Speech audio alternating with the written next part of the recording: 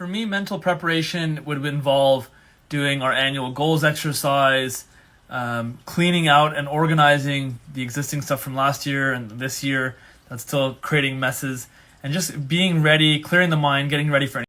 I don't think this is a laziness issue. This is an accountability issue. And this is also a matter of how badly do you want to achieve your goals.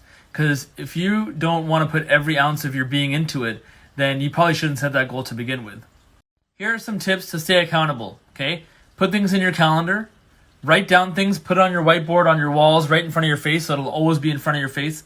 If you have apps, move those apps into positions that you commonly use, so it's always in front of your face.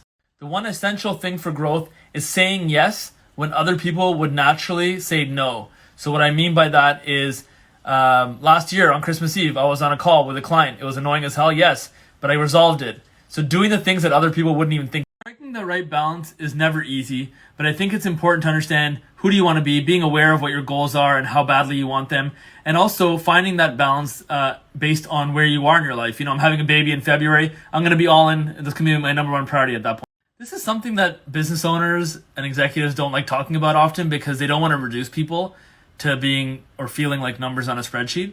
But at the end of the day, how you can become indispensable is to show that you're helping the company make money or to save money. Good ethics, good values, reliability, responsibility, going above and beyond, identifying things that other people would just ignore because, I don't care about work that much. Care about work, have a big heart. How do you know if change is right or wrong? So first, I would take change off this value continuum of whether it's right or wrong or good or bad. Change is going to happen in all facets of our life, and we have to be ready for anything and anticipate it. And in fact, embrace it and look for the opportunities. In order to audit anything, you need to track performance. And to track performance, you need to measure it. To measure, you need to use numbers. So start to implement measurements into your progress, and that's how you can audit it and reflect on whether you've done good or not. This is a process. Right now in December, you should be reflecting on your goals. Then in January, you can prioritize them. And February, we can tackle them and make sure that they're prioritized the right way. I think having a process is better. The big one is certainly still COVID and the rebound from COVID and how quickly or not that happens. So I think you want to be prepared that things could get a lot better or a lot worse and be adaptable on the fly. A goal-oriented daily routine is habitual, it's planned, it just becomes a part of your routine without even thinking. It should be subconscious almost, so that you're doing it without even thinking and have the right accountabilities in place. Long-term planning is very important. Also, you want to make sure that you're adapting as time goes on. You also want to do midterm and short-term planning too. What are your plans for the next month, 3 months, 6 months, year, 2 years as well? First, you don't suck at planning, because planning is hard for anyone when things are go, go, go. So the advice that I would give you is really hone in on what your goals are and the steps that you need to take to get there and start tackling them one by one.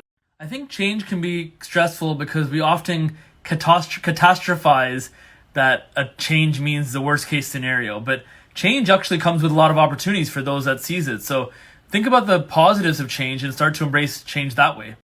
I'm probably not qualified to answer this question because I don't have a six-pack and I do like cheeseburgers.